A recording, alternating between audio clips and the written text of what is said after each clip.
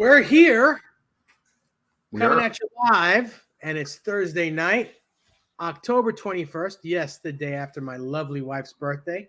Happy birthday, Desiree. belated birthday, Desiree. And you're tuned in to Nez Says, a place where musicians can get together and inspire each other to play more guitar. That's guys like us. Yeah. With me, as always, is Ben Coombs. Ty Price will be with us a little bit later.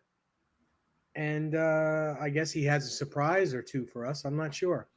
We're all in the dark about that. Possibly reporting in from a live remote location, and let's just hope it's better than the WKRP Thanksgiving turkey trot. There you go. But How's everyone doing? How you doing, Ben? I'm doing great. Groovy week this week, although it's someone's been turning the heat on and off, where it's like 72 or 58 depending on cloud cover. It's that time of year, Dave.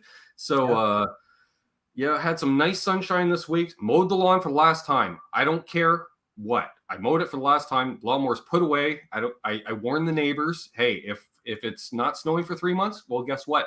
You're looking at long grass. And they take out the weed whacker and play some golf. Exactly. And got Dad's old car put away, so that's tucked away for the winter. Of course, once we got it fired up, we had to take it out for a little tour. So that was nice. Had a cruise and then put it away for winter. And then now it's just, I'm here to talk tone, and I forgot what the title of the show was, but we're going to talk about that. Tools of the trade? No. Oh, yeah, the debate. Are you a single horse pony all night, or do you have a revolving door of tone paddles? Tone paddles? Do you play just one when you're gigging? Do you just play one guitar all night, or is it a different guitar each song? Exactly. That and more coming up. Let's give a shout out, roll call, if you will. Roll call, as my buddy Trent would always say. It meant something else, though. Anyways, we have the Hitman, Dwight Bailey. Checked out his latest creation there yesterday. Sure, it was rocking. Lars Guitars is here. The one and only Dave Ennis. T. Ricky, Peter K. Peter K just built a new distortion circuit. Going to send one to you, Dave. Nice. Oh, awesome. Can't wait to hear it. Thanks, Pete. That's awesome. We have the legend himself, Fruitcake Tony, in the chat. Fruitcake. Terry's 3 Gs. Never heard of him. However, he is our moderator and co-host of Canucks with guitars. Sure, let's go with that. Tony. There it is, right there. There it is. Halenville. We have the one and only Sandra in here. She was on here last week's show. She stole the show last week with that double neck bitch. Oh, yeah, the BC Rich. Yeah. That was pretty hip. That was awesome. I don't care. New Jersey's here. Yeah. Dan in New Jersey's here. I have no idea where he's from. Tim Thomas. Great to see Tim back in here. Music Therapy Laz, our Hungarian homie. When he isn't out road tripping, he's hanging out in the Bay Area. But he's everywhere these days. Driving that. He's got a striped van, Dave. That's commitment to road trips. Like striped van, like red with black and white stripes, that type of stuff? Wow, that's being a super fan. That's commitment. There's Thomas Santiago. Pride of Buffalo, New York. Papa Blue is here. Let's see. Some guy named Nez Says. Never heard of him. Nope. House of Twang. Good to see House of Twang in here. Hang on a second. That must be this guy. Did I say hi to Charles 75N? That might be that guy. Yeah. Yep. Because I can't read that. So I don't know. Chicken scratching for chicken picking. Mark Effects. Didn't want to leave out Mark. Awesome. We got a nice crowd in here already. If you haven't already, please leave a thumbs up. And of course, if you're new, please subscribe. Guitar Man 45's here. See, I tried leaving a thumb up and someone ate it. Yeah. Don't take Dave's opinion. He only gives it about a half a thumbs up. Not only that, they took half of this one too. Thumbs up and someone went kajunk. You do not want to scale on 1 to 10, folks. There's Desiree in the chat. Awesome. So Desiree, no space between the exclamation mark and the me. And she did it up earlier, so she tried both. I am not knowing. I don't know why it's not working. We're Well, shrugging. Technology doesn't like us. You know why, Dave? We're trying to use silicon chips and space age polymers. They're like, whatever, you guys, you like vacuum tubes. We know you like vacuum. And we're like, yeah, we do. We do. Hey, look out, folks. Quentin James in the house. The pride of Louisville. Don't let the guitarologist fool you. Quentin James is the pride of Louisville. Music Therapy Laz says, hey, before I go, Nez says, do you have a Zither guitar stand? I'm unboxing one tonight. No, I don't. You want to send me one? I believe those sure are what a Zither is. The Philip McKnight guitar stand. It's like a hanging stand. It's a piece of work. I think it's one of those where the bass comes up, comes around, and hangs it by the neck type situation, but it's beautiful in wood, possibly. Mm-hmm. If I'm not confusing it with another stand in my head, which can happen. Okay, well, that's cool. Speaking of, just because it popped into my head, I had a buddy of mine over here, Dave, to help me put Dad's car away. He's a mechanic by trade, but he also likes to tinker with the electronics, and we were best friends in high school.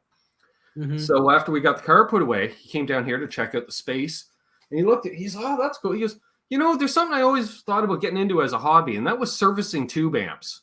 Do you think there's any kind of a market for that? Because you know what? No. You know, the main thing goes wrong. I'm like, oh yeah. I was like, and I remember giving him a whole bunch of tubes back in high school because everything was solid state in the late 80s, at least around here, and because it was all country music right, or PV ruled the world. You know, we're not talking 5150 PVs, folks. So he says, I said, yeah, but he's like, you know, new old stock is still the best tubes. I was like, I know, but you can't get the ones that you want. I'm like, good luck finding a 12AX7. And he just grinned. He goes, how many do you need? I said, oh, so expect to see some new tubes on the channel, hopefully soon. That's awesome. We may have some Mullards in the house. If he can find them after, but yeah. Do you have a pond that the Mullards swim in? Oh, I wish. They could breed, make little Mullards. Little ones. They start out as little 12AX7s and they grow up to be 6L6s and EL84s. You know, the male Mullards have green heads and the female Mullards they look brown. Kind of like ducks, I think. Or is it the other way around? Yeah. So there we are. Very nice. Yep. So hopefully, yes, we'll get some tubes. That'd be awesome. Yeah, tubes are good, man. Tubes are good. Oh, well, I've never been able, to try that whole vintage tube thing because everyone's, the tubes today aren't as good as the ones, if you can still get the new old stock. So, hey, I'd like to give it a whirl. Nice. Why not? Very cool. So, I want to give a plug. I want to give a plug early in the show. Yes. Now, as you guys know, I just got new picks. You got a couple. You got in case you drop some. And I want you guys to check out my buddy Greg at Legend Picks. Legend Picks, yes. Legend Picks. And if you want personalized picks, not only does he do an amazing job, the lettering is kind of raised a little bit on these things. So nice. You do feel it. You do feel it. It's really, it will not come off. You can really feel Dave when you're digging in. Yep. Well, you can feel yourself because you can get what you want on it. You can get single side or double side.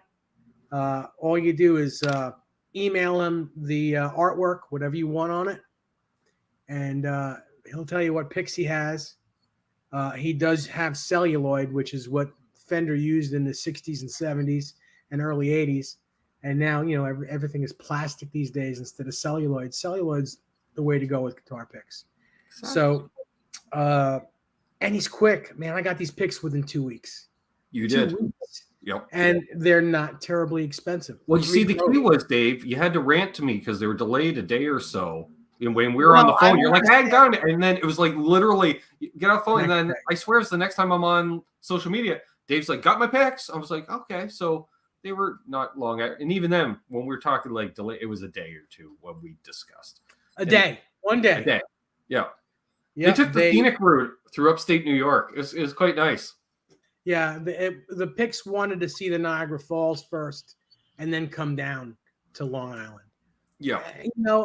Since they'll never really see the falls again, I said, okay, you know what, you want to go up there and Kind of like my and go down the cafe falls in rerun. a barrel and Yeah. then come to me, you're more than welcome to. Yeah, exactly. Awesome. Okay, fruitcake. It's called pad print, not engraved. Did I say engraved? I don't know. I was I thinking may have. embossed.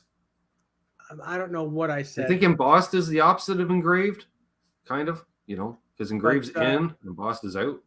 Fruitcake Tony or Sandra, why don't you put up, if you could please put up the link to I think only Terry would be able to do the please. link, unless they're mods as well.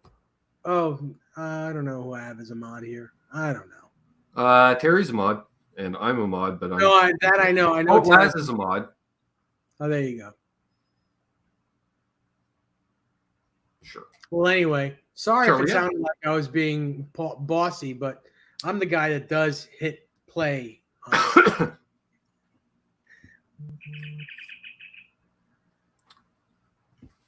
So, Okay. So, should we get to the topic of the week, Dave? yeah, let's do that.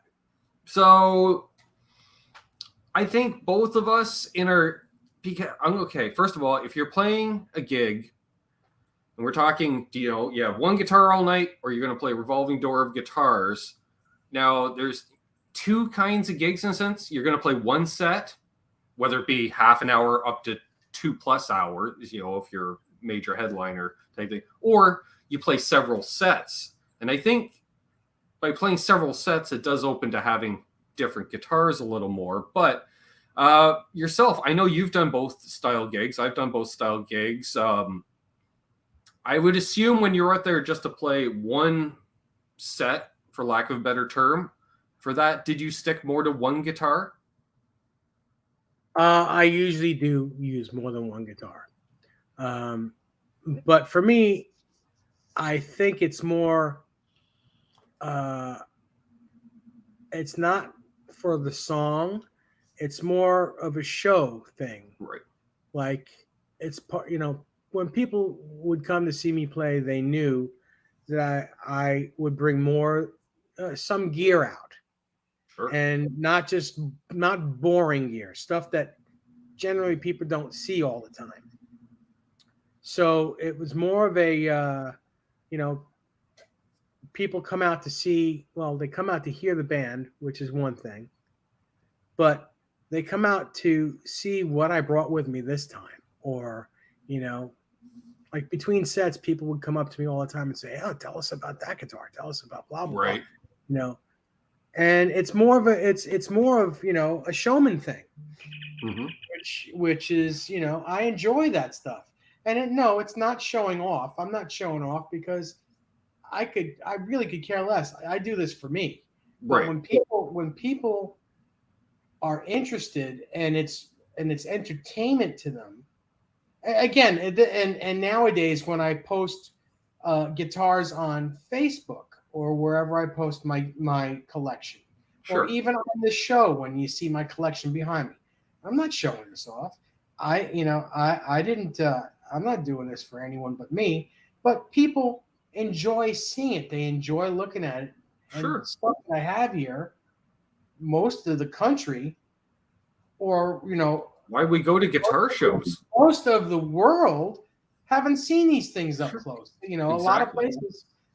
Yeah, and not only that, but seeing it and not seeing a photo, Dave, or watching a video on a guitar, but with the live aspect, I go, "Hey, what about this?" Because you may have a question on a guitar like that, and you actually have that interaction where you go, "Oh, this, blah blah blah blah blah."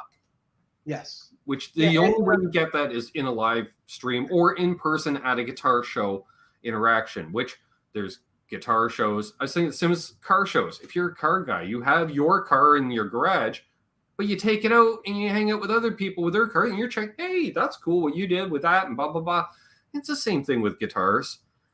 Mhm. Although it would be cool to do a car show, guitar show crossover, and not where you have both, but let's say 100 rock stars, Dave, and they're all hanging out with their main acts, and they could tell you what's been done to it because they're all custom guitars after so many gigs. Because things happen, things get upgraded, things break. That's very true. That would be cool. Yes. Yeah, that's awesome. Yeah, you're right. So yeah, that's why I do it. But Sure. I do understand when people take one instrument to a gig and they want to be consistent on one instrument, maybe they'll take a backup in case they break a string. Yeah. Well, what I don't understand is when someone just brings one guitar to a gig. What happens I've when you never do it? brought one guitar to a gig. At least bring two. See, now Always have a backup. when I did gigs, I brought 2 amps to a gig because what happens if your amp that you're using goes? Yep. You have one in the car. You have one somewhere else. What happens if you break strings or what happens in between sets? Your guitar falls off a stand and breaks a headstock. What happens if you can't do that gig anymore because you only brought one guitar? Exactly. So yes, I bring at least 2 guitars and 2 amplifiers. You got to bring backups for stuff. Yeah. I would always bring, a primary and a backup. And then there would be a third guitar if there's an alternate tuning, because the time it took to replace the strings, the time it takes to retune a guitar to a different tuning is often, especially when I was playing, like you break the high E on a Les Paul, Dave, when you're in that gigging environment, you can swap that out in a minute and a half type thing. Yes, correct. It's bing, bing. But it's just easy to swap out guitars quickly that way. I primarily play, like when I was playing original music where I was playing one set, I would play primarily one guitar, not necessarily the same guitar each night. There was a rotation of 2 to 3 to 4. Usually for the gig, which guitar has the freshest strings on it? And that became the number one that night, And Yes. yeah, and Jay Hannon in the chat, he says 2 guitars per tuning. Sure. I get that. Then it got to where when I transitioned to playing cover tunes, because I wanted to cover more territory, it got to the point where I was taking a Tele and a Les Paul to every show until I got my Mexican Tele that has the coil tapping humbuckers. And I got that primarily so I could go back to having a primary guitar for a night. Because I found I was taking 3 to 4 guitars a night for tunings and tonal reasons, Understood. Quentin James says he just sent Greg an email about ordering some picks, custom picks. Awesome, Quentin. Tell him, send him an email and tell him that I sent you or that Fruitcake Tony sent you. Either way, both of you sent them. Sure. Say that you got the idea from Nez Says and show me your pick from Fruitcake Tony. Nice. Guitar Man 45 has a nice drive A arriving tomorrow. Awesome. Ooh, how cool. I need to hear that pedal. Check out my demo. I will. Should I go right now? Yeah, no, we'll wait.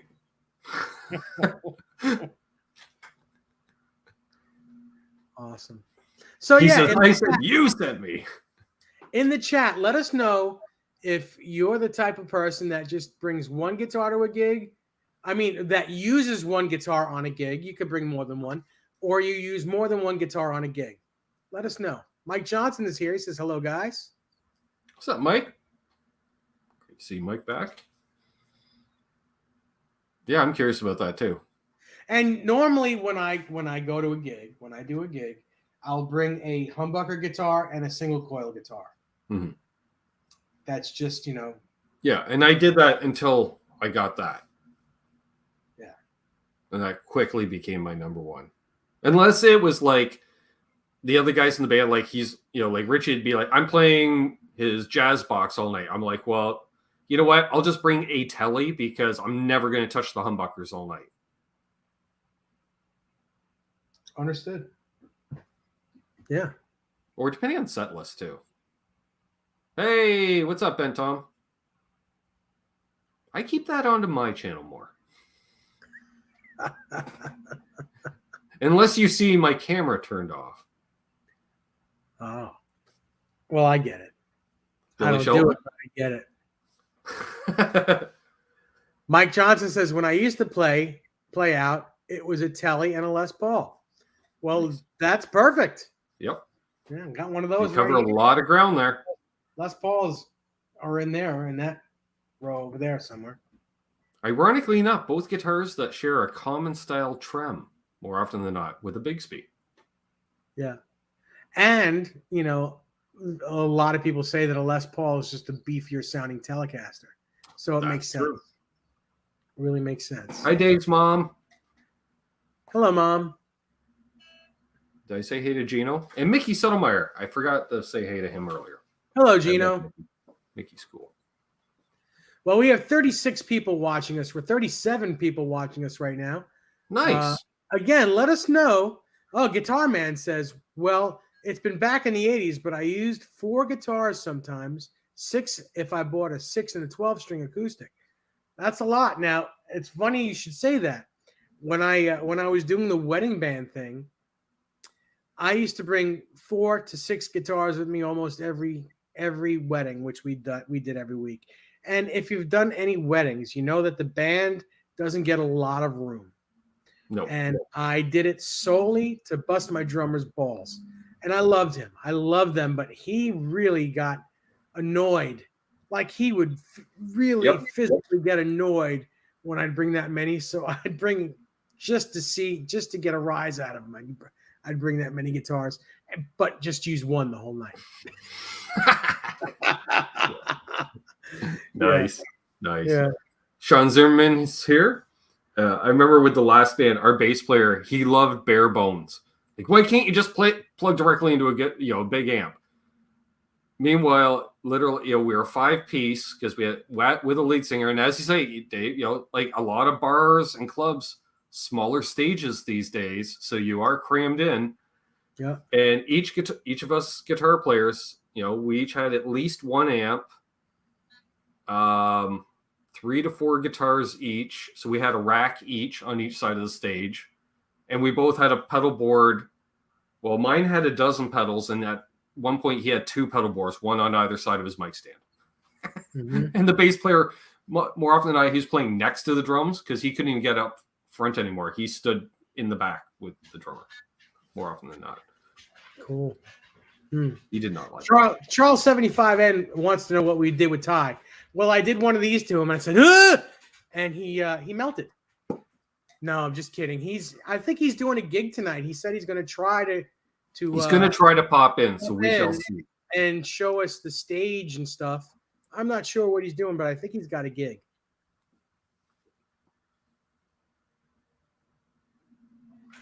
Oh, nice. 2 Marshall Super Lead 100s. Guitar Man 45, you're awesome and crazy. Yeah, absolutely. Gino Ames says, I always bring my favorite Stratocaster to jams. And Mickey Settlemeyer says, I take backups, guitars, and amps, and a bag of everything for repairs. Now, that's a smart thing. Very smart. Yep. Oh, yeah. I always had my little tickle trunk, which was little, like size of a briefcase, and it had strings, screwdrivers, pliers, soldering iron, solder, just in case. Very cool. At the end, when I was doing slightly bigger gigs, I would just hire a tech. I would hire a guitar tech because I just didn't want to have to think about anything. Mm-hmm. He'd bring a little toolbox, yep, and he'd just hand me guitars as I needed them. But I didn't bring that many guitars. I never wanted my tech to work hard. I always, if I take someone with me, yes, I want stuff to be done. Like if I need something, I want them there. But I want them to have fun. I want them to sit there and have a drink with everyone, enjoy it. But if I need him, he's right there. So exactly. Yeah, that's what it was like for me towards the end of my gigging career. Nice. Hi, Brandy. How you feeling, girl? You okay? She's having a hard time today walking. Anyone else? Tell us what gear you bring to your gigs. or if you do gig, or what you would do if you did gig. Yeah. Let us We're know. all about, I enjoy a good hypothetical. You may have not had a chance to get on stage because, let's be honest, Dave, how many bands never make it out of the basement and or garage due to whatever, infighting, scheduling? You get together, you'd have some fun, but then it fizzles out after a few months. It never gets to the point of getting to gig stage. So I know we have a very smart crowd that tunes in, so I'd be curious what their opinions are too, because given their choice, we're all guitar players. Hey, that phone rings. Dave and I, the guy didn't show. We need you to help. What are you bringing? Yeah, very true. And you got to also, if you're a second banana like that, if you're a called guy, you got to bring the right stuff for the right gig. Yep. You're not going to go do a country gig with an Ibanez guitar with an Edge tremolo. Well, you are once, and then you're not going to hire your phone will never ring. You're going to go there with a Telecaster or a Stratocaster, or dare I say a Les Paul. Nowadays, today's country, you could use a Les Paul. Oh yeah, but you're going to go there if you had it in like the middle position, and you're like, you do a kind of a Dwayne Allman-y type thing, a little less gain. Mm-hmm.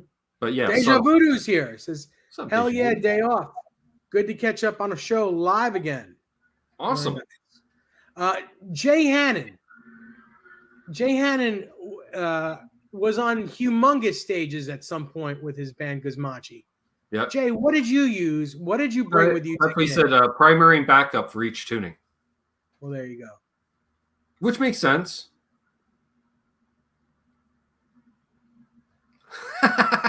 Charles 75, and I don't always gig, but when I do, I bring a Coombs and a Telly. Okay, sure. Yeah. Thank you, Sean. Appreciate it.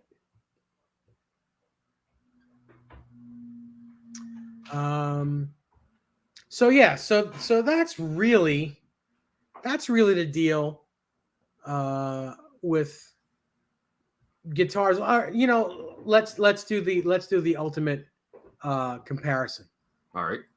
Now we know Eddie Van Halen would bring several guitars as backups. Right.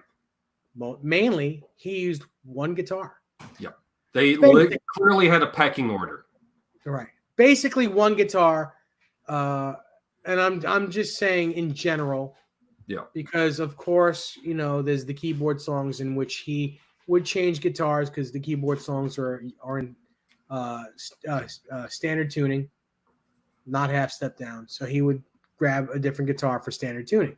Makes sense. Most of the time he played a half step down, which he played basically one guitar on. Right. And when he used either the Frankenstein or the 5150 guitar, it was one guitar the whole night. That's all he played.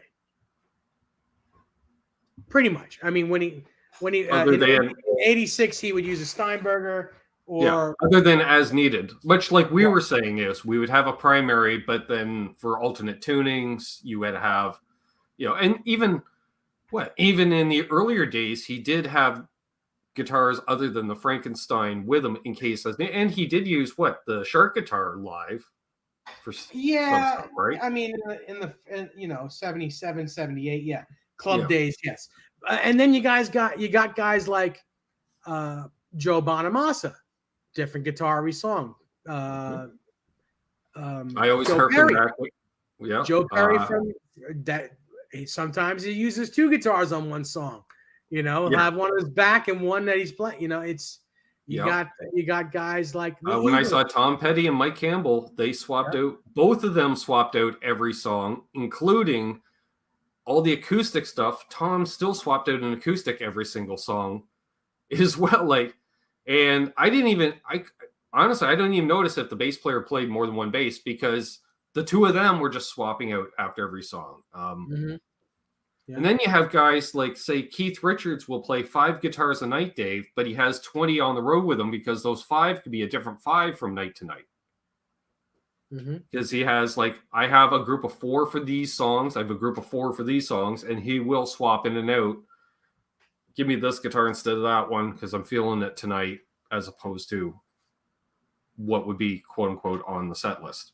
Hey, Mike is himself. HSS Strat can cover a lot. That's very true. Deja Voodoo has a question for you. If I could tech for anyone living, who would you choose?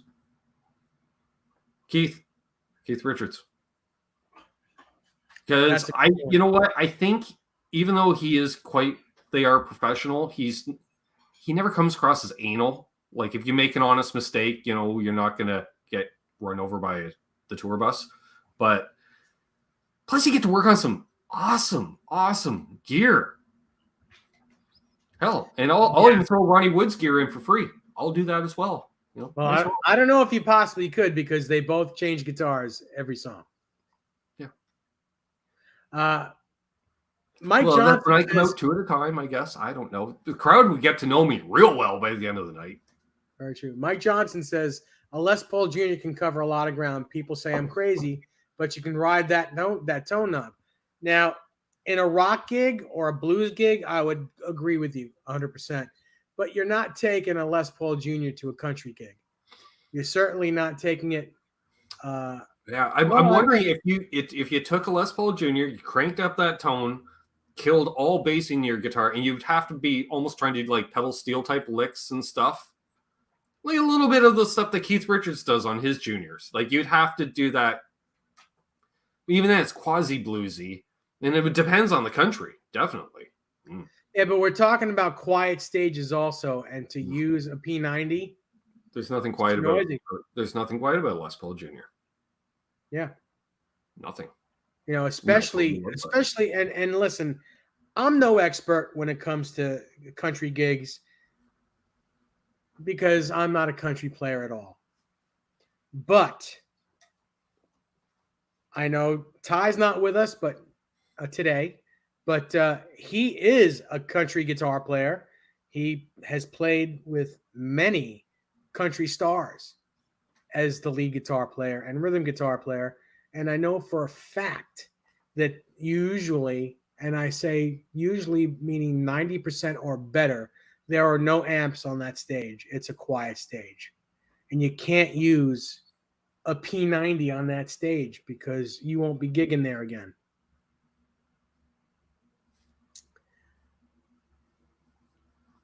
Des is back. Nice. Welcome back. Hey, Gear Junkie 35. Hello, Gear Junkie.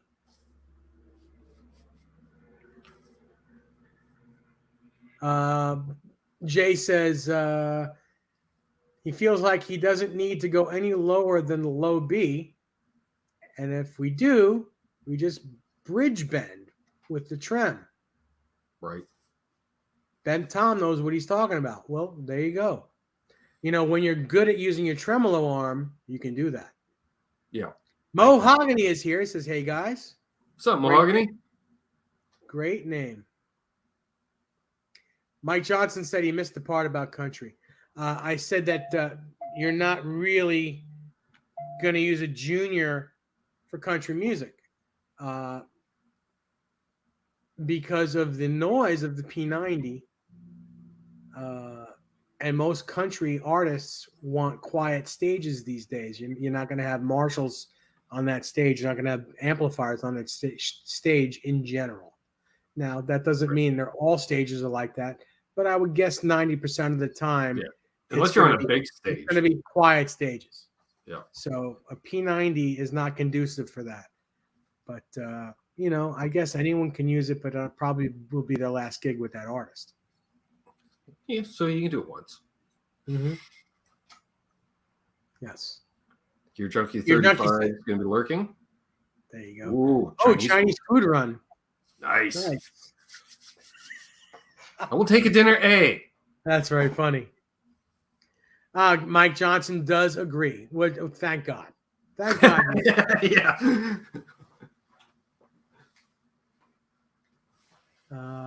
So, yes, who else? Yeah, I'm thinking if you ran a telly, you'd probably want like a noiseless pickup telly these days in a country gig. You know, like that's probably why a lot of these ultras and stuff are popular.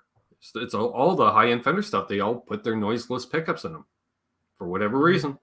And they have for a number, what now? Basically 30 years, Dave. The highest end Strat, for instance, would generally have lace sensor or a noiseless Fender noiseless pickup. Yeah, I mean Fender USA, yes. Not I Yeah. wouldn't say custom shop, but yes. No. I bar a custom shop because custom shops, well, custom. Which I Right. never understood any kind of production work out of the custom shop. Like they do a run of stuff. All right, I guess, but no. Very true. So, Ben, when Yes. you gigged, Yes. what's the most guitars or the most gear you've ever brought out? Tell us about a gig like that.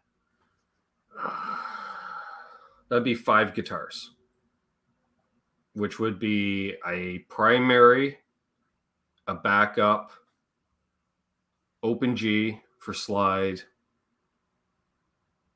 an acoustic,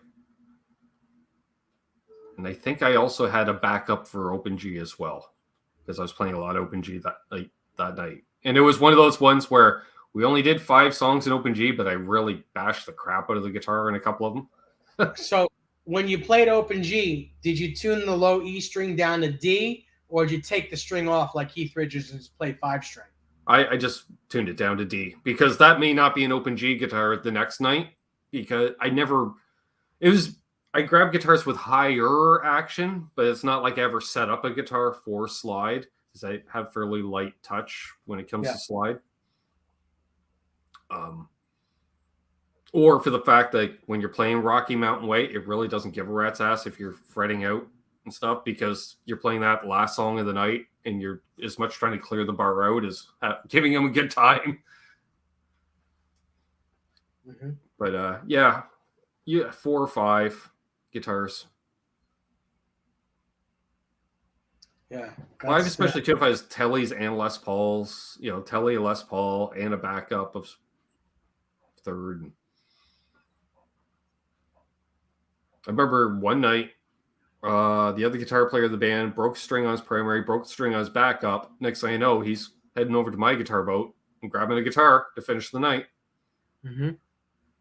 I was like, that's what they're there for. Yeah, I've done that too, where 2 guitar players in the band, and either I break a string or the other guitar player does, and we grab each other's backup. I've done that. Yeah, and I remember a lot of out of town gigs, we would do 3 guitars for 2 guitar players because neither of us broke strings often. So it was a rare, we're like, he's like, when's the last time you broke a string? And I'm like, a year and a half ago in another band. And he's like, yeah, I broke one last month, but before that had been a good 6 months. Yeah, screw it. Let's just bring 3 guitars. I'm like, all right, if you want to. But it's your loss, because if I break a string and you're playing my backup, I'm taking my backup back. Mm-hmm. Well, okay. Yeah. But chances were we weren't.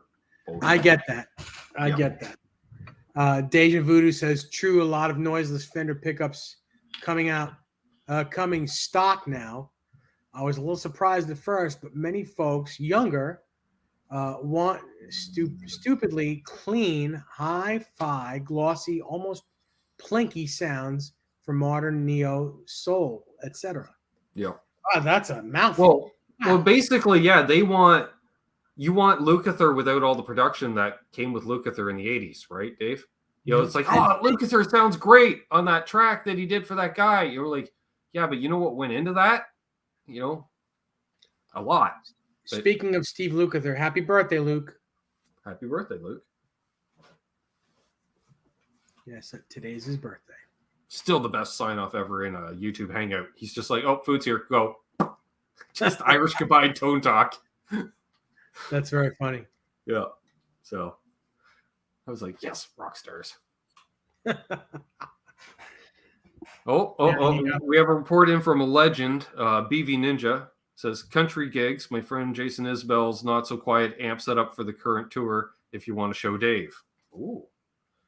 Yeah, we're cool. Well, like I said, about 90% of the time it's going to be a quiet stage, not every stage. Oh. All right. Hang on a second. Let me get you on here as a blah, blah, blah. Let's see if I can focus it. Closer. There they are. Well, Pretty damn cool. Holy crap. You think he's got enough amps? That's a wet, wet, dry, wet, wet, or something. Awesome. Yeah. Then, whatever it is, that's a lot of amps. And we have another photo of him here. That's Bring the photo right back. that's absolutely not classic, country. That's rock and roll with slightly heavier guitars than regular country. Yep. Oh, and yeah, he's got a full switcher system down there. Look, that might be a Helix or something. I don't know. It's impressive. Oh, he's got a fridge back there. It's a switching unit. Look, he's running a fridge too, Dave. Yeah, that's cool. Like, if you think, who runs a fridge nowadays with cartage in 2021? Jason Isbell does. Badass. Running rack gear. That's awesome. And salute, BV. Lurker. Yeah, absolutely. That's Desiree says that would be like Texas country. We play country loud. Yeah, you do. That's right. Play Everything's loud. bigger in Texas. Yeah. Blues, Stevie Ray Vaughan, ZZ Top. Come on now. But that's All the right, you truth. can take me off presentation. Ah, there we are. Hi. I'm a little slow there, Ben, but I got That's it. okay. That's okay. I know what you're doing. You're looking at the gear in the back. You're getting a better look. I know how. I was like, wait a second. What's What's that?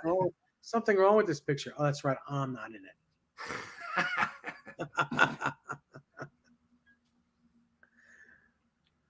Oh, and we should say Texas music. Willie Nelson. Still out there gigging. That's right. How old is he? 70 million years old? Yeah, he's got to be well into his 80s at this point. Joe D is here. How you doing, Joe? My buddy Joe. What's up, Joe? My sponsor. Joe is my sponsor. Nice. Mike Johnson says one of the best sounding guitarists live I've ever heard is Charlie Starr of Blackberry Smoke. So many great tones, and I agree with you 100%. I love Blackberry Smoke. I think Charlie Starr is a star. He's an amazing guitar player. What he does with a P90 and a Marshall is ridiculous. I think he used to cover one or two tunes back in the day. Yeah, but he's also using 335s and Telecasters in Open G. He's using a lot of different stuff these days. But sure, back when they first got started, or at least when they were first getting big, he had that Black Junior, and my goodness, that guitar sounded great. Plus, he plays with such little gain, and he is so clean when he plays. I was thinking too. I remember seeing a band live, the Tea Party. It struck me as, which had some limited success outside of Canada. But Jeff Martin, their front man, Dave, he did. I'll call it a quasi primary guitar. He played two guitars all night, but they swapped every song because his tech was retuning them every song, which I saw. But yeah, they literally just swapped them back and forth every song. So, and I was like, you could tell he would like to play one guitar all night, but he's got such an ear that he needs these Les Pauls just for whatever reason. He's got in his head, he's got to make sure that his tech has them in perfect tuning for every song. So my buddy Joe wants to know what's going on here tonight. So Joe, we're talking about guitarists that either just use one guitar for a whole gig or bring a plethora of guitars and change each song. The difference is why one does one thing compared to the other, the pros and cons to both, stuff like that. Joe, how about you? When you do gigs, how many guitars do you take to a gig, and what's the reason why? Better yet, Joe, do you want to come on here with us? You have enough time to make a stop in and say hi with us?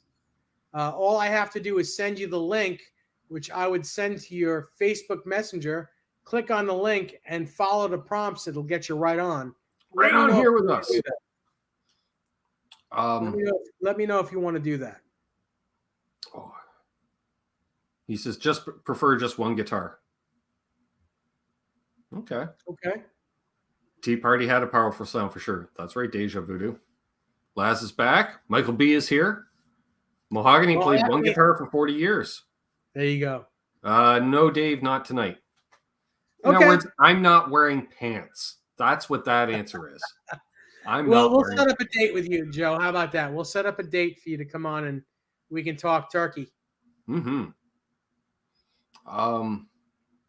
I saw what was it yesterday? I watched the latest rig rundown on Eric Clapton. How cool was that, huh? 6 guitars, 3 Strats, 3 electric and 3 and acoustic. 3 acoustic. Yep. Well, Yep. 3 of his, and basically what? 3 off the shelf Eric Clapton signature not. Strats. They're not off the shelf. They are custom shop. Well, see, that was the funny part because they're off the shelf, and he was like, well, off the shelf custom shop because they still make the neck for Eric. I think it's more or less the body is an Eric Clapton, signature model, but the guy shapes the neck for Eric the way he likes it. Actually, the body's not even a regular Eric Clapton Nope. because the body, the contours are as thin as they can possibly be, more like a real 50s Strat. Okay. If you look at a regular off-the-shelf signature series Clapton Strat, the contours are going to be on the thicker side. Yeah. It's well, more- probably more- whatever Fender's doing for their production run Strats. It's more like an American standard style body. Yeah. Whereas That's the what I'm custom thinking. shop bodies are a real 50s. They're all 50s contours. The I would net thought that. and Other they're than, made by you get that booster. You get a booster circuit in the Clapton Strat, but other than that, every time I'd see them on a rack, there was nothing, difference-wise, body-wise from the rest of them. I was like, okay, I see what you're doing here, but it's not really signature, guys. Which, that happens with a lot of production run signature series guitars. It's like we'll throw some decals and a paint job on it and call it a signature guitar. It's very true. But on the custom shop Claptons, Right. his personal guitars are made by Todd Krause. They're master built by Todd Krause only. And they're made basically what he does is when he gets a new guitar, he has 2 made of the same exact color.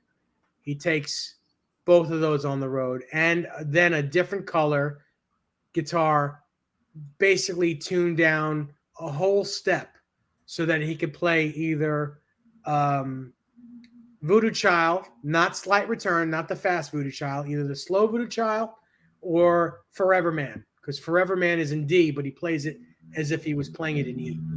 Right. So, but that's what he does. He takes 2 of the same exact color and then 1 different color as the the odd man guitar out. Then he takes his main.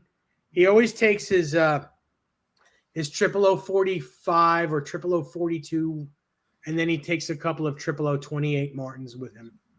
But he's very simple. And this year he took a couple of Howard Dumble made Fender Bandmasters, 2 Tweed 310 Fender Bandmasters made by Howard Dumble. Right. And they are exact Fender circuits, Bandmaster circuits, just handmade by Howard Dumble. And the sound is ridiculous. All right. So got an update from the Beeve. That fridge that we saw, switcher and fridge, info on it. Switcher is an RGM mastermind controlling a 64 Fender reverb tank. Nice. A Klon, because, who doesn't tour with a Klon? Analog Man Sun Lion and a compressor. Let's see. Origin Slide Rig, an Octava, a Pog, Hologram Microcosm, Cornish OC1. Those are sweet. Chase Bliss Automatone, CXM, and a Benson preamp. 3 Frischmann Auras plus a couple of pedals Jason does not want me to make public. That's cool. You're a legend, Beavy. You're a legend. Yeah, that's cool. Bozique, better late than never, buddy. I gotta say, DMAC is here as well. He says, "Hey guys, I'm thinking of putting some higher gain noiseless pickups in a player Strat. Would you recommend going with 1 high gain pup in the bridge first, or look at swapping all 3 at once?" Well, personally, and this is just my opinion, I'm not into using a high gain pickup for the bridge and then have 2 lower gain pickups. I like having the same output on all Yeah, 3 either pickups. all high or all low. You can raise the pickup a little bit to get a little more out of the bridge, but I like to have the same output on all 3 pickups or very similar output. Nice. We got Michael B commenting in. Boring story regarding bass. I bring 2. One tuned it down if a song or two requires it. Basically, seconds for backup. Nice. Joe says his favorite Clapton tone was from Journeyman. I get that. I love it. 1990 was some of his best tone. He was using that Clapton Strat with a Soldano SLO 100. Actually, 2 of them, I think, through 2 412s. That was amazing tone. And I think he used the Bradshaw switching system as well. Now, what he had in his rig, I have no idea. But he used the switcher. I'm not sure what was in it, though. I like this kind of flangy tone in the 70s. Of course, I like it. As soon as anybody throws modulation on for the hell of it, I dig it more. But that's me. Desiree asks if we can get some more thumbs ups. I'm with her. If we can just hit that thumbs up button. Doesn't cost anything, folks. And you know what? If you're not too keen on this show and you want to give it a thumbs down, that's fine too. As long as you're watching, I don't care if it's a thumbs up or a thumbs down. I'd rather it be thumbs up, but both are good. Soldano SLO 100 overdrive chorus was a CE2. Well, there you go. I love the CE2. Mm-hmm. Probably, well, the CE1 was my favorite. It, unfortunately, it was too big, but it was the most lush sounding chorus that Boss, I guess it wasn't Boss. I guess that was Roland. That was still Roland. Roland CE1. That was the best sounding chorus pedal that they ever made. But a close second was the CE2. Yep. Awesome. Just 2 knobs, very lush, small pedal. Just set it 10 and 2. 10 and 2. That's all you need right there. 10 and 2. Yep. And we have the Flying Pickle in the chat. Tweet. Nice. Thank you, Keith.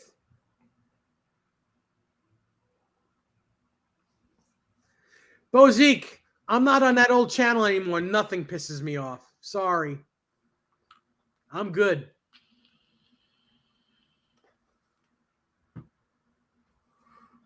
Exactly.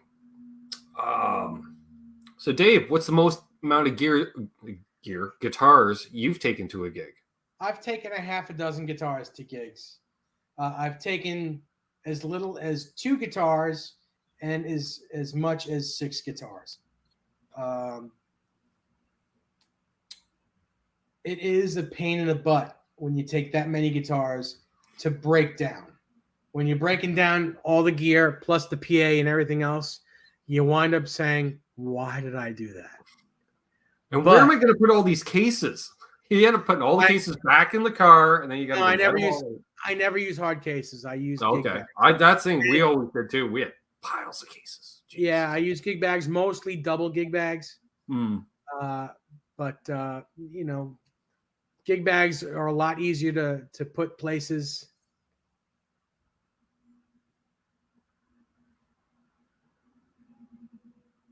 9.3 for the Gilmore sound. Exactly. Yeah, you just slow it down a little more. Yes. Yeah. Very true. Very true. Yeah. So I would do that. Again, I generally took 2 amps with me, but didn't bring both in.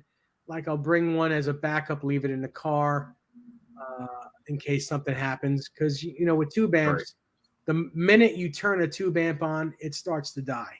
I don't care how good it sounds. I don't care how long it lasts. But the minute you turn that switch on, it's dying from that moment on. Yep. Just is what it is. I only ever took 1 amp, but I'm thinking like when I was playing cover stuff, I was always within an hour of home and we're always there early. So like if my amp went down, I could run home and grab another one easy enough. And when I played out of town, it was generally on a multi-band bill, which there's that kind of unwritten thing. If somebody's amp goes down, you just borrow an amp, and it's just like, which of the other 3 bands playing through Marshall's tonight can I borrow a head from? So, and quite often, a lot of times we'd show up with just our heads and borrow a cab, stuff like that, because it was all half stacks, because, we played angry music. And you can't play angry music through combos. Well, you can, but the kids they don't mosh pit, Dave, unless they see the amps, the big amps. And, most of my night, my one foot's up on top of a monitor for no apparent reason other than look like Steve Harris. True. When you play bars locally, there's really no mosh pit anyway. The only mosh pit there is when there's a drunk dude. When there's a drunk dude, hey, play Mustang Sally. Yeah. And then he falls over your pedal board. They always fall over. Turn on my damn wah, and then all of a sudden I'm wide open and very thin tone. My buddy Joe brings up a great point. He says, Dave, I keep a Strymon Iridium with me in case the amp blows. He has the Iridium. Nowadays, that is the thing to do. Yep. You bring an Iridium with you bring an FM3, Axe-Fx, you bring... I have an HX Stomp that I can bring. Whatever, whatever digital thing you can bring so that it's not a pain in the butt. But, back a few years ago when this stuff was in its infancy, you didn't have that to fall back on. So that's why, more than one amp for me. Yeah, I think if you got that phone call, Dave, and you're sitting in, if backline's provided, and I'm just playing rhythm guitar with one tone all night, I'm bringing my Stomp. I'll just dial in a tone with that and just plug into the effects return of whatever the hell they have on stage. As long as it works, I'm going to have a tone. There's a reason why I started bringing 2 amps to every gig. Sure. And I'll tell you, like I said, I was in a wedding band 25 years. And in the summer times, we would do local feasts or fairs, or you do the showmobile type thing in a lot that you get hired for. Mm-hmm. So I brought a rack with 2 212 amps, 2 212 cabinets, a rack of stuff with a Bradshaw switcher that I had gotten from Larry Mitchell. And I thought it was cool. I thought it was the coolest thing to have this stuff. And I just so happened to have a Fender Vibroverb in the car because I had just picked it up from repair and I just never took it back in the house. Mm-hmm. So I have this stuff on stage, and the weather outside got frightful, and a bolt of lightning hit the power on the showmobile and blew out my amplifier. Power came back on because I had a generator, but my amplifier did not. And I couldn't get it going. The lights came on, but nobody was home. So I had to grab that other amplifier. Luckily, I had that other amplifier in my car. No effects, guitar, cable into the amplifier. I was lost, but I was happy that I at least had that. And from that moment on, 2 amplifiers with me at all times. That makes perfect sense. I got one final update from BV because it's sleepy time. Apparently his friend Joe B was playing with his friend Josh on the weekend. So Joe B's pedal board, which is nice. And then so I flipped the next picture. 2014 board. Yeah, it's his old board. Yeah. Let's show that. Yep. It's cool. He's using a lot of amplifiers too. I think he's using a twin, a Tweed twin. He's using a Dumble, and he's using a couple of his Silver Jubilee Marshalls. This is the shot, David, because this is Joe Bonamassa working on an HSS Strat. When have you ever seen Joe Bonamassa play an HSS Strat? Exactly. I don't know if that's even. It can't be his. It can't be his. But that's cool. Packing for somebody else. Joe, do you need more money to buy gear? What's going on, Joe? Yeah, I don't know that. I don't know. And then there was the shot of the gig there's Josh Smith playing his Ibanez. Yep. Very cool. Yeah, I hear that he's he's got a different guitar player out at each gig on the encore. He's playing Crossroads as his encore, and he's got a second guitar player out there to blow solos with. So I guess Josh Smith was there that day. Nice. Yeah. Nice. Yeah. Legend, my friend Joe and my friend Josh. Very cool. BV knows I'm just giving him a hard time. I love you, brother. Joe says if you have a good PA, hang on a second, let me get this up there. If you got a good PA with your own monitor at the Iridium works insanely well, but nothing sounds as good as a Princeton mic'd up. Wedding gigs are 410 HRD and a simple pedal board on those gigs. Well, there you Makes go. sense. Hot Rod Deluxe. Yes. I worked it out. Yeah, thanks. Yeah, I'm definitely best dressed tonight. Not everybody has a Boner Jams t-shirt. And Is Boner Jams here? BJ? Is BJ here? I haven't seen Mr. Jams here yet. Is that his name or is that what he does? Yep. That happened. I wonder how many times he's heard that. Bozique says he does that Gary Moore Lynx amps together. Nice. Desiree noticed the shirt. Thanks. Yeah. 802 Blues here. Holy crap. Awesome. Welcome. 802 Blues. We're talking about guitar players that bring one guitar to a gig or a plethora of guitars to a gig.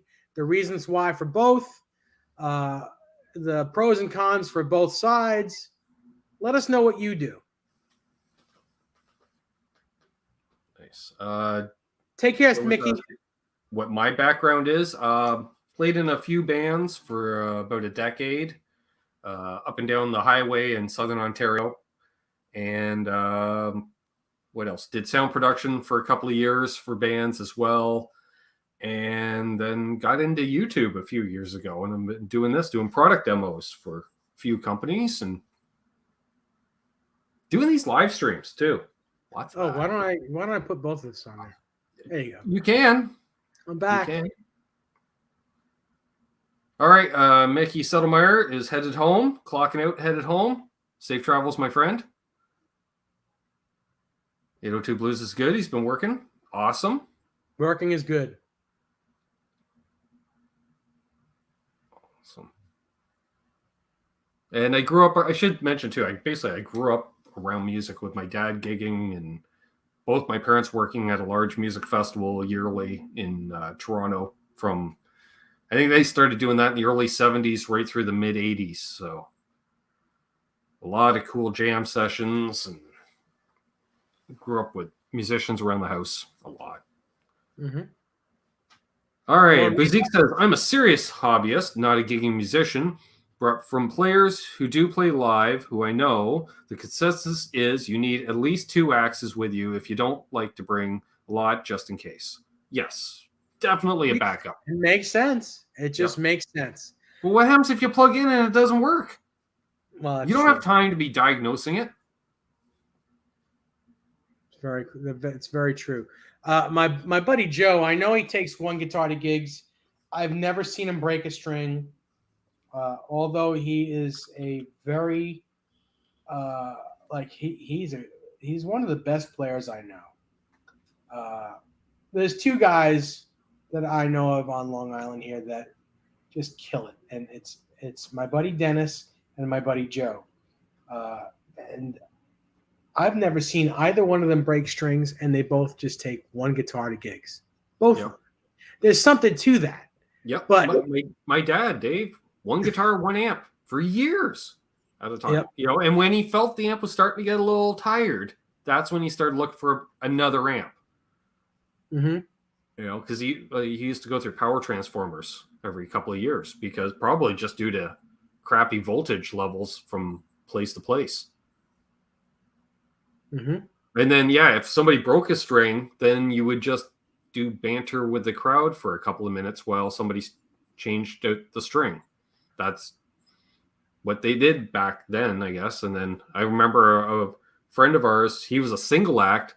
If he broke a string, Dave, he worked it into a show to the point where he would put on a string changing seminar as part of the show and just talk it up and make an event out of it. Very cool. How often do you have to retube? Keith Campbell asks. Well, tubes are a funny thing. Tubes could last 20 years or they can last 20 minutes. And you can't blame it on the guy who puts them in. No. Tubes are a very funny thing. They you could get a bad batch, and no matter what, I mean, you can't you sometimes can return them to a company. Like if you buy in batch, you maybe can return them, but usually they won't take them back because it's luck of the draw. Yeah. It's like buying light bulbs. It's not Well, like at least it used to be like buying light bulbs because it was that easy to buy them. Yes, depends on how rough you are. You know, your amps are going to probably last longer. Your tube amps are probably going to last longer if they are in a road case, a shock mounted road case. Once they start banging around in the car, once they start banging around, yeah. Okay. He was asking like my dad doing primarily just one guitar, one amp. He would go through an amp every 3 to 4 years. Usually tube amps, usually Fender or Fender style, because he played at PV Classic for a while. But he used for a number of years solid state Baldwin 212 with a telly. You go Baldwin solid state 212. Tube Supio says Tube Supio will last forever. That's not necessarily true. Nothing lasts forever. You could last 100 years, though. Last time, Joe says, last time his amp died was at a high-end wedding at the Plaza Hotel in New York City. I just plugged straight into the board. Those kind of gigs on wallpaper, seen but not heard, so it didn't make a difference. Well, that's the way it is at most wedding gigs. You're lucky, if you're heard on the first dance, any slow dance with a guitar solo in it, you're heard. But basically, you're seen, but you're not heard. I was gonna say the only time you're noticed as a band at a wedding is when you don't know a song that somebody all of a sudden wants to hear. I remember playing half of my wedding gigs with my volume all the way off and making like I was playing because the bride and groom and most people in the wedding at the party, they don't know what you're doing. They just want to see that you're playing, especially the people who are paying you. They want to see that you're doing something. Now, they don't know that you have a sequencer on with all the keyboard parts that the keyboard player can't play on the dance music. They don't know that there's electronic drums behind the drummer or that there's blah, blah, blah happening. And there's really no guitar in the song to begin with. So you're just making it look like you're playing something. So half my time in wedding gigs was sitting there with my volume off doing this. Just making like I'm playing chords, but not even, because most people don't know if you're playing a chord or whatever you're doing. They don't know. So that's the way that is at weddings.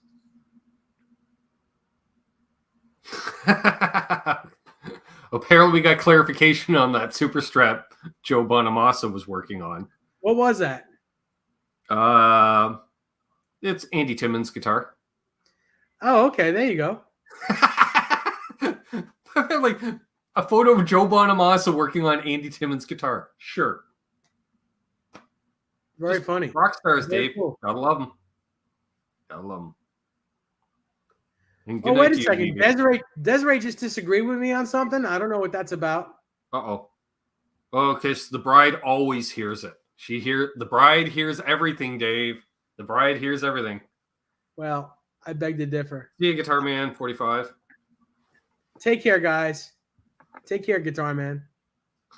That's hilarious. Mike Johnson said Andy Timmons is a beast. Yes, he is a beast. And a good guy. Really sweetheart. I'm sorry? Has he been on the show? He has not been on this show with me, but he has been on a show with me. Okay. And he Also, I went to see him at the Iridium back in 2019, Right. where I went with Desiree, who was then my fiance, and they got along fantastic because they're both from Texas.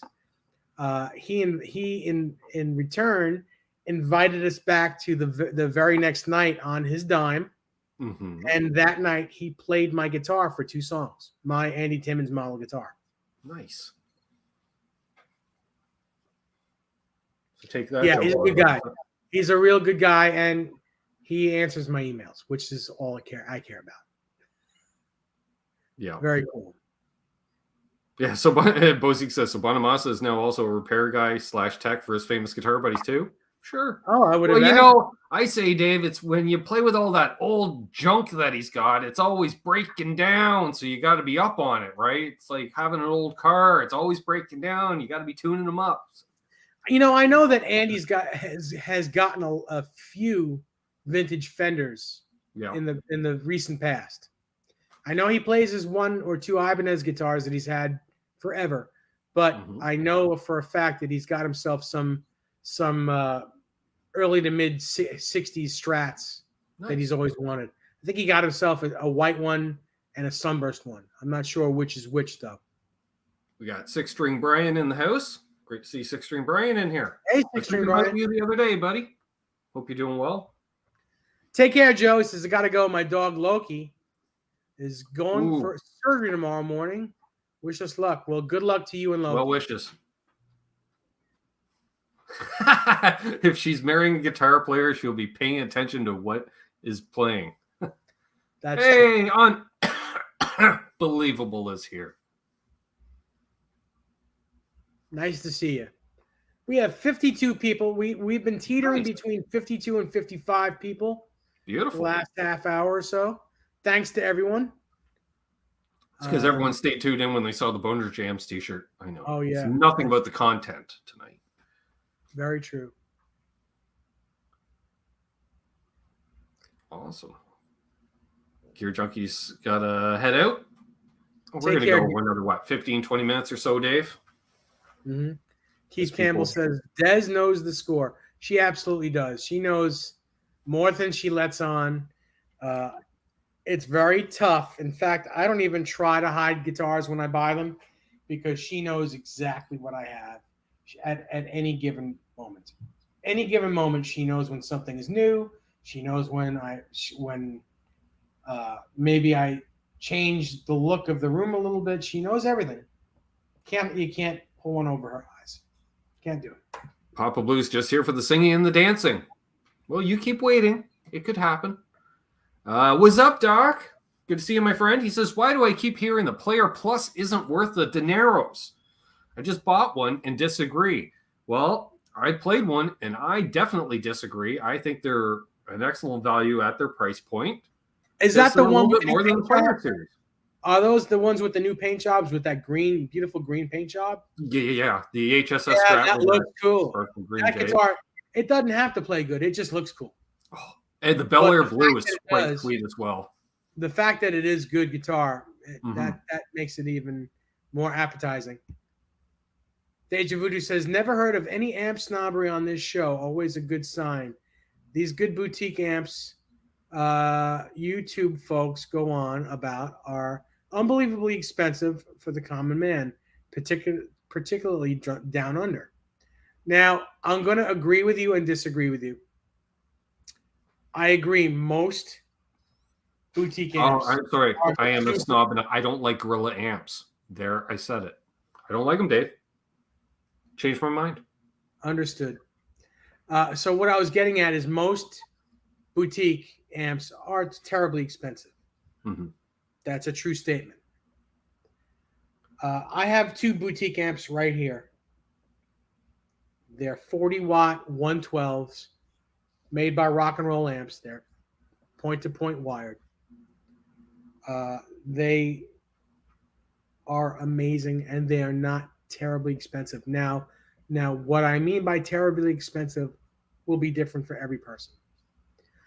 They're like $1,300, $1,399, somewhere around there. That being said, yes, $1,300, $1,400. No matter how you cut it, it's a lot of money. I don't have that in my pocket. But when you're buying a Fender Blues Junior, which is a PC board, not even hand wired, and it's $800, what's the better buy? What's the better buy? Do you save your shekels, spend a little bit more money and get a point-to-point hand-wired amplifier that's going to last longer, or do you get a Blues Junior that, if some parts break, it's a disposable amplifier? And I don't really mean you're going to throw it away as disposable, but Well, that looks like he's playing an old Fender too. Okay, BV, since you got into the chat, I'll show. There's the photo of Andy Timmons he sent me, and he does seem to be playing a very old Strat. if that's on Joe B's, yeah, that might be one of Joe's guitars, Right. because I don't see a humbucker in that guitar. No. I see 3 single coils. I believe that's one of Joe's guitars. Yeah. And I believe it has one of Joe's guitar straps on it, so I believe that's one of Joe's. Nice. Let's see. Hey, Carly Guitar. Hello, welcome. I was gonna say I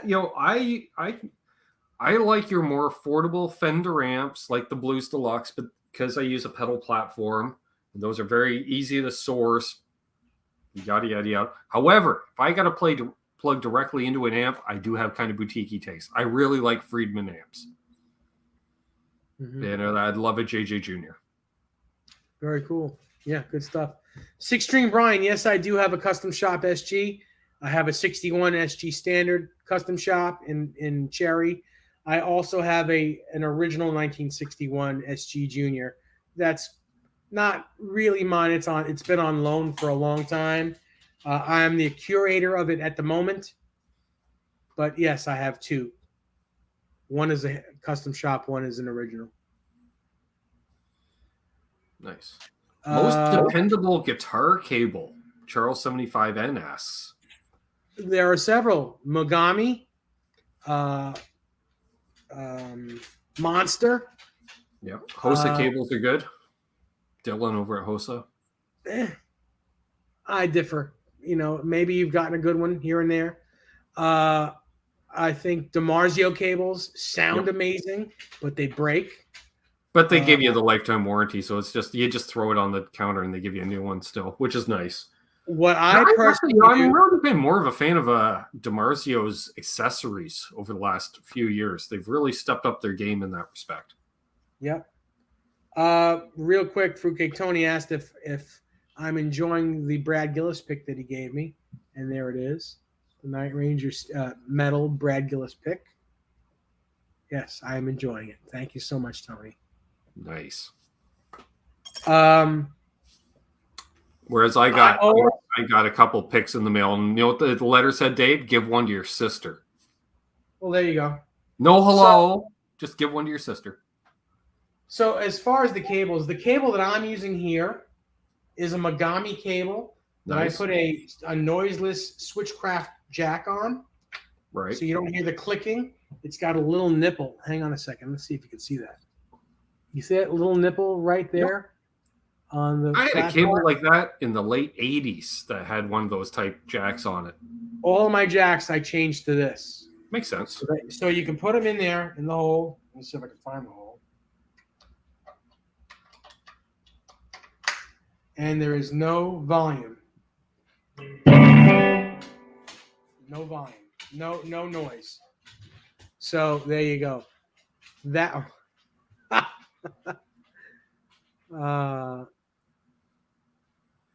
Desiree says, I see my baby Brandy on Snickers' bed in the background. Well, I guess I just scared her because that noise. Yes. Now she's back in the bedroom. She didn't want to listen to that bad, loud noise. Yeah, when it comes to cables, as long as they offer a lifetime warranty, I'm happy because all cables will break over time. Nobody's built the perfect cable yet, and they're the one thing, like, you don't get any kind of a hassle for a return. You just throw it on the table, and if they can read lifetime warranty still printed on the cable, which, folks, here's an FYI, if you get a cable where it's just, I don't know what they use, a silk screen, Dave, on a normal black cable, and it'll say lifetime warranty, put a piece of tape over that, some Scotch tape, because I've had cables where the finish is rubbed off the cables. They're snaked around a stage, they're in and out of cases, they're getting beer spilled on them, stepped on. You got to make sure that part's legible. Very true. Also, it depends on how you wrap them. If you're just wrapping them any old way and they're all junky, and you gotta take the knots out of them to undo them, they're gonna break and fast. If you do the studio like the studio guys do, and I wish I could show you how I have these cables here. It's a perfect round like coil, like a snake in a coil. If you do that, your cables will last literally forever. They won't break. Just keep them in good condition. Don't just throw them in your bag any old way. Don't do the around the arm and then tie it off. Don't do that, because they're going to break. Yep. I do it the same way I do rope on a boat. My grandfather was a sailor. He showed me how to properly pull in rope, because same thing. You crimp a rope enough times, it becomes a pinch point, and you could have a potential break. You don't want to do that when your boat's moored up against a dock. True. Paul Fuchs bought another telly. 20th. His 20th Telecaster. Dang. Wow. That's amazing.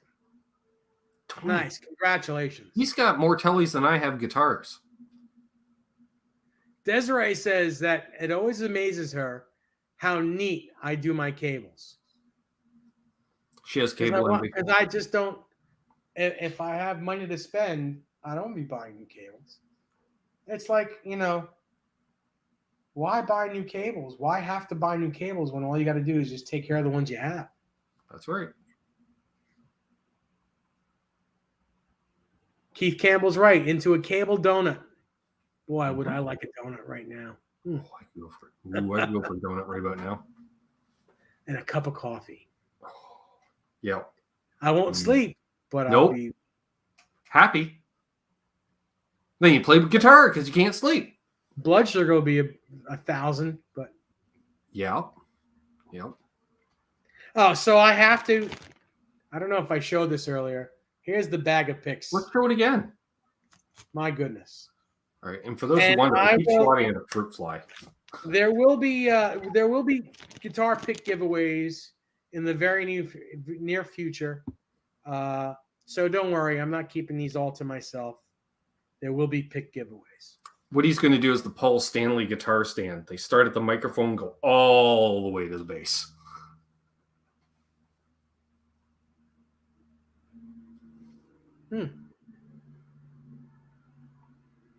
Boy, that's another thing. How many picks did you bring to a gig? How many picks do you generally bring to a guitar to a gig? And do you bring the same? Do you bring the same gauge, or are they all different? For the most part, yeah, I would ride a 1 mil most of the night, Dave. But if there was a song with pick slides, 1 mils are too thick to get a good pick slide. So I'd have some 73s handy for that. Very true. Everyone in the chat, all the guitar players in the room, tell us about 45, a bag full. How many picks do you bring with you to a gig, or when you go to a jam? How many picks are in your pocket? Are they all the same pick? Are they different thicknesses? Are they different shapes? What do you do? Me, I just grab a handful of the same pick. And I was going to say, I grab out of the hodgepodge these days, and I would do that, go to practice, and I just throw a handful of them down next to where I'm playing. Yeah. Yep. Keith Campbell says metal pick variety. Uneffin' Believable says he brings a handful. Dwight Bailey says 3 to 5, usually same gauge. Nice.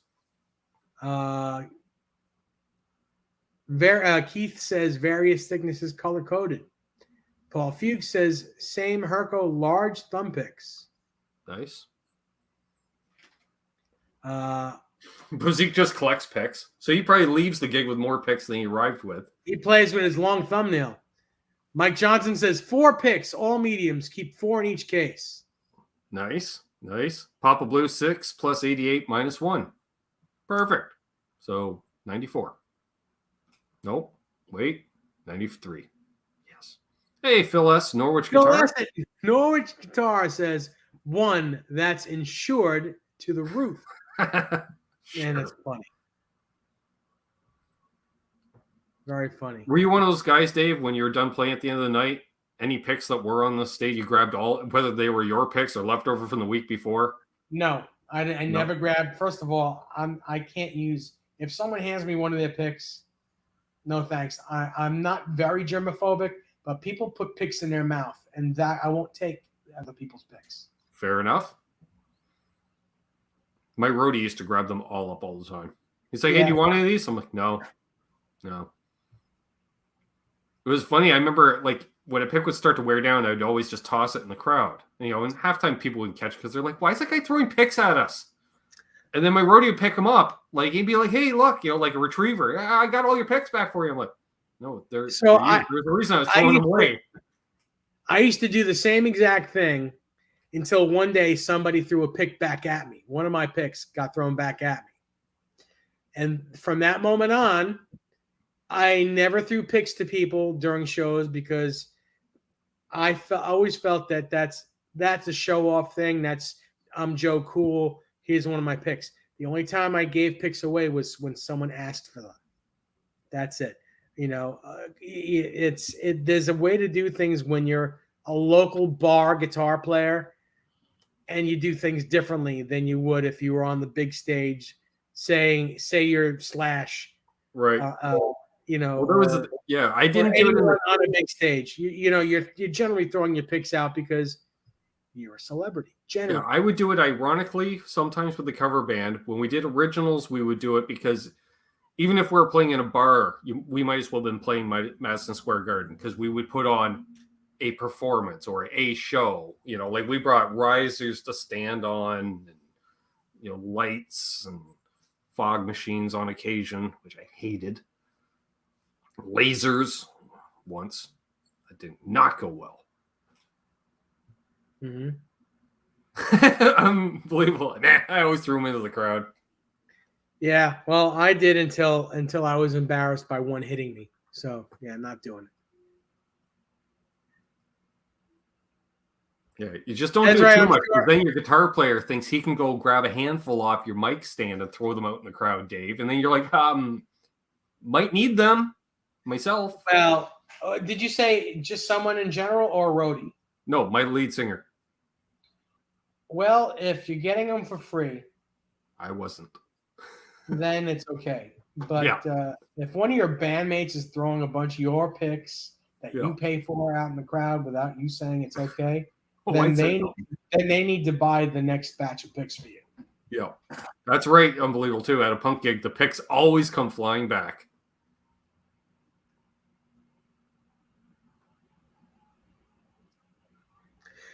This is funny. Bozique says, Des, I'd rather have one of Slash's picks over one of the horrible import Epi guitars he just put out. But you're an Epi guy, Bozique. I don't understand that. But, dude, there's been a history of that guitar player and that company. I remember they did one guitar, Dave. Other than it was a Slash Appetite Epiphone Les Paul Special. Okay. It had a different color, slightly. It had the built-in tuner in the pickup ring for some reason. Mm-hmm. Because Slash uses one of those. Right. And different pickups, but not Slash pickups, but it would be like from burst buckers to pro buckers type thing. So, a slightly lateral move. The guitar was twice the price. It took it from a guitar that retailed for about $275 Canadian to $550, $600 Canadian. I was like, This is still a $300 guitar. Nobody's going to buy this. Shame, Epiphone, for shame. The rest of them, I like. Right, Aljon? Please send me a guitar to demo. I'll play a long time. I know, it is BS. Yeah, it was. Yeah. Yeah, I've played a lot of Epiphone guitars, a lot of Epiphone Les Pauls before. I'm not a fan, but I do love the Casino. Yeah. Epiphone Casino, I'll play one of them all the time. I think they're amazing. Import or not, the Casino is amazing. The weird thing too is like some of these Slash guitars, it's like they're coming out with new finishes just to put his name on it. Almost, it seems like he's turned into a guitar salesman in that respect. Like if he's like, "Hey, I always wanted to do a burst like this," okay, cool. I'm all for it. But when it's just like they're coming out with different finishes, and I was like, "What do you think, Slash?" He goes, "Yeah, let's release that, and I'll play him for a couple of songs each night." Yeah, but he doesn't. Yeah, I got to tell you, as far as I know, he didn't even play his Appetite guitars. The new ones, right, on this tour. I think he just played all of his old guitars. I don't think there was one brand new Gibson that he used the whole time. Good. It's a bit much, is what I'm saying. I have no problem with an Appetite guitar or an Appetite reissue, whatever, because that's a guitar he's known for. Mm-hmm. Yeah. Would Slash do a BC Rich endorsement? Not if he's exclusive with Gibson. Now, if he and Gibson have an open relationship, then yes.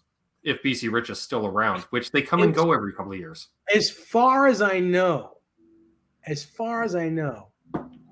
I don't think Slash has paid for any of his new BC Riches. No. Now, whether he has a contract with them or not, I have no idea. But I don't believe he has paid for the green quilt top that he uses. I don't believe he's paid for the red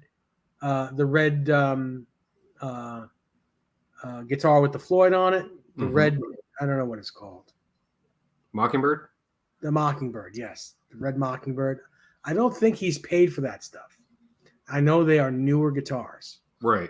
They did that comeback in what? 2018, 2019 Something they came back in some capacity, I remember. But then I never really heard much else. But then again, it's not like there's a lot of guitar shows or anything the last couple of years. So if Slash is a guitar salesman, Bonamassa owns the company. Well, he owns the vintage shop anyways. Or the used section. Terry 3G says, as much as I also hate how Bonamassa does that as well on a new guitar a year, at least the sales of them are supposed to go to support musical programs in schools, if I heard correctly. That's cool. But here's the deal with Bonamassa's guitars.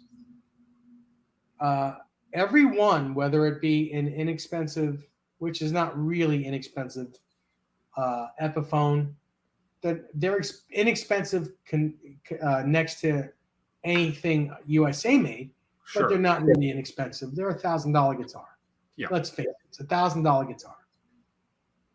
They're great because he will not put his name on anything that is not good quality. He just won't do it. Yep. He either goes that way or he does an ultra limited version, custom shop version of a Fender that he has, which he's done. He's already done the Telecaster, 100 of his famous Nocaster that he has, and they're all sold. And next year they're doing the Bonnie Strat that he has, which is the one that Bonnie Bramall signed on, etched her name on the back of it. So he's going to do 100 of those next year. So, and they go for like $8,000 or $9,000 a piece, something crazy like that. So all the Tellys have been sold, and you can only get them through Bonamassa. They're all gone. Keith Campbell asked, no news on NAMM? Yes, they've taken Winter NAMM, Summer NAMM, mashed them together. By that I mean the show is in June, but it's in Anaheim. Oh, really? No kidding. Yeah. Yeah. Good luck getting a hotel room. Peak tourist season for Disneyland across Oh the yeah, in street. June, not happening. And you know what? Makes sense. There's a reason they did that, because they don't want Joe Schmo regular guy going there to try to take photos with celebrities. They want to keep it to the That's why I company don't rent a that hotel want to room. buy guitars, that want to buy instruments. Yeah, exactly. Yeah. That's a great idea. It'll keep the sickness down. It'll keep everyone away from celebrities. Celebrities will go back to the NAMM shows and be at the booths. The reason why these guys usually don't show up is because they're tired of being mobbed by Joe regular guy that doesn't want to buy guitars and instruments. They want to meet celebrities. Yep. Yeah, I'd say 10% of the people there at NAMM, 10% are buyers.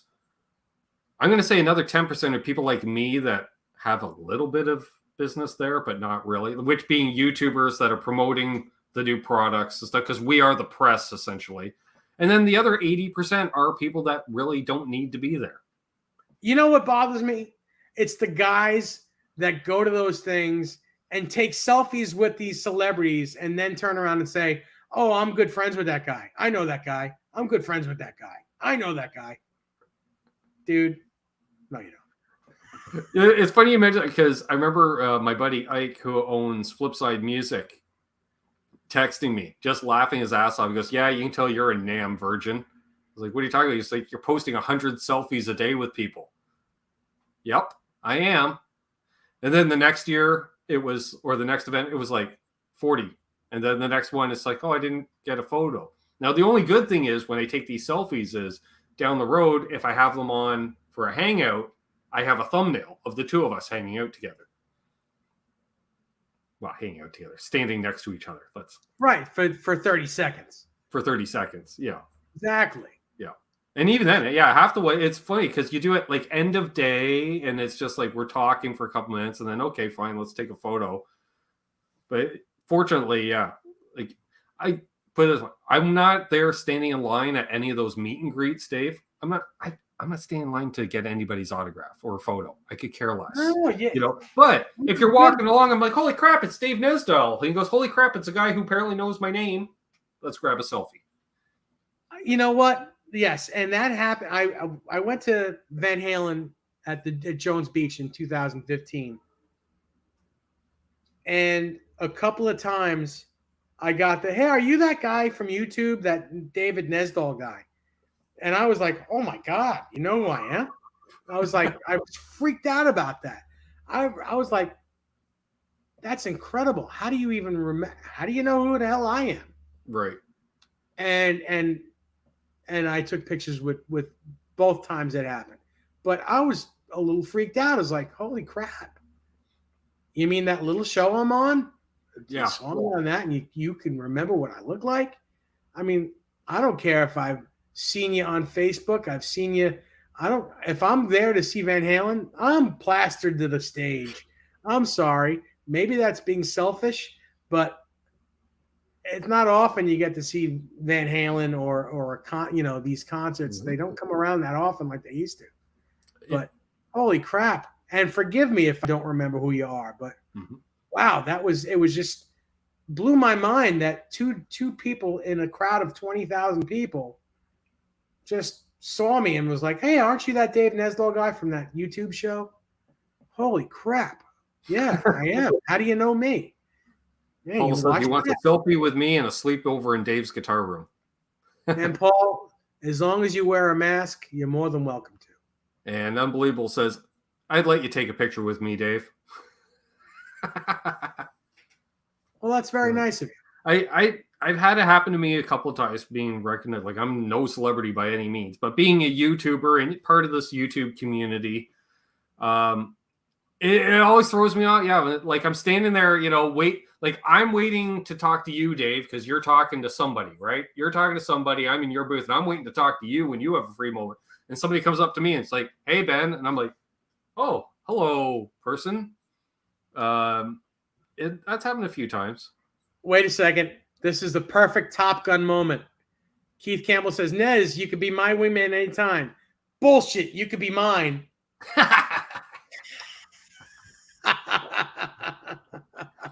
Roxy Blue says, I know you both if I saw you.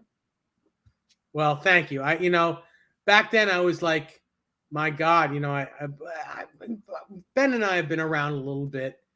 Now I can understand if people notice me, and now I'm at the point where, well, geez, I'm so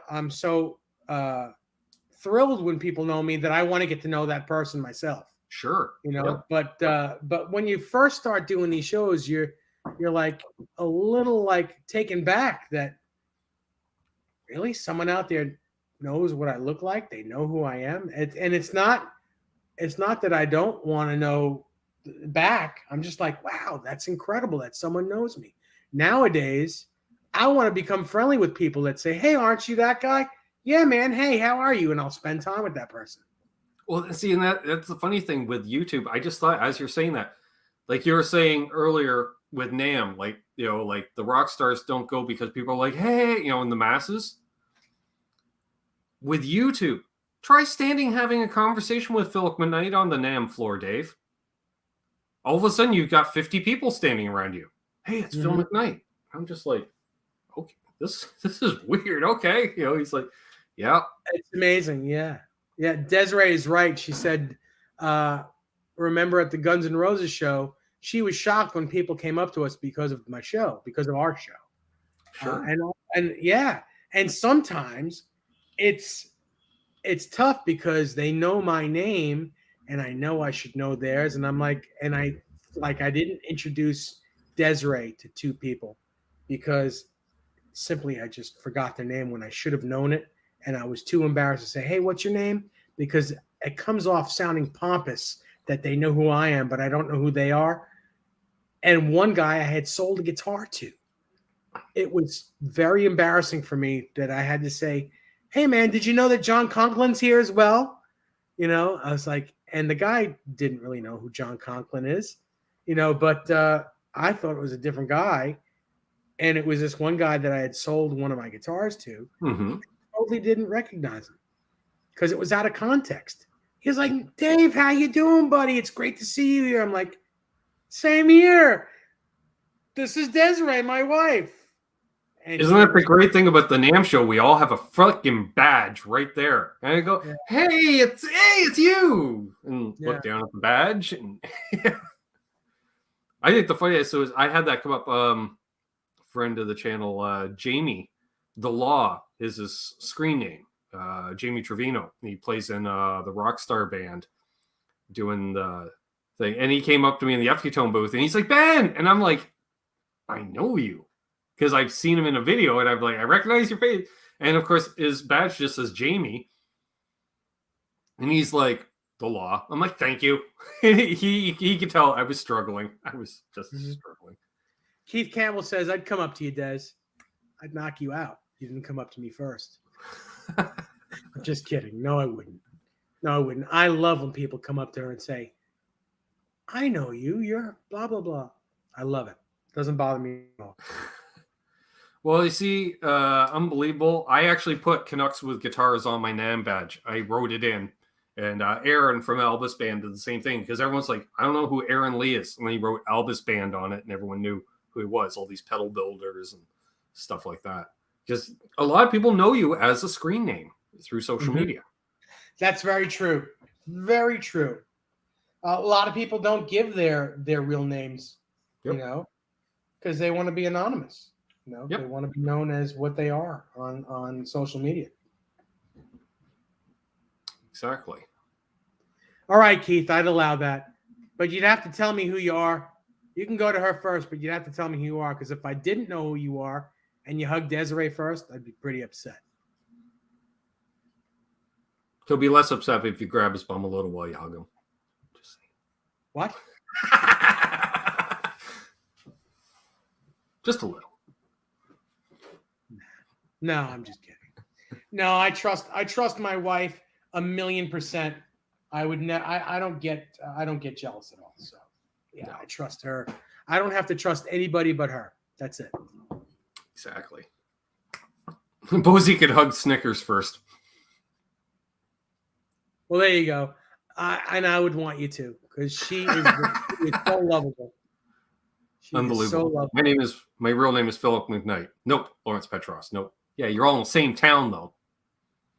Part of that Arizona crew.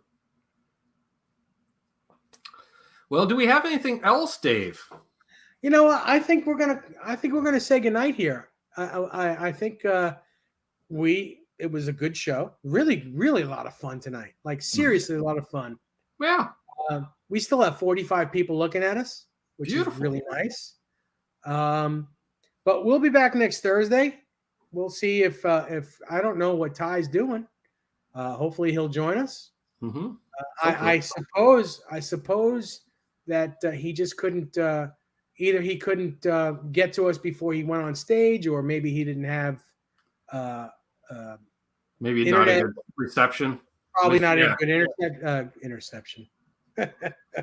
You know that cellular interception stuff? It could be anything. So we'll find out soon enough. And solar flares. Yeah. So we will get back to you. Thank you everybody for joining us tonight. Yes. And if you're new, again, please subscribe, like us, share us like your favorite song on the radio. Yes. Maybe next time I'll get the Nightbot to work correctly. There will be some guitar pick giveaways. We'll figure this all out, and we will all see you next Thursday. Got anything to say, Ben? My channel Sunday night hang. I have my sister joining me, so it's gonna be a Kumarama. Yep, that happens. So, nice. And then join me next Monday night with Ben, Tom, and Terry's 3Gs, my co-host with Connects with Guitars on the Ben Coombs YouTube channel. Just search my name. Awesome. Like Tom just tagged me there. Just search for that. And then right back here next Thursday, Nez says the topic will be whatever the topic will be, and we will discuss it. Yeah, we'll let you know. We'll let you know ahead of time. Thank you so much to the moderators tonight, Desiree, my lovely Desiree, and Terry 3Gs. And Laz, if he's around, I didn't. Laz was lurking while eating. He made it home. He was shoveling food in his mouth and away from keyboard. Okay. Oh, good, Laz. On that note, everyone have a great weekend. We'll see you next week. Later, Ben. Bye, everybody.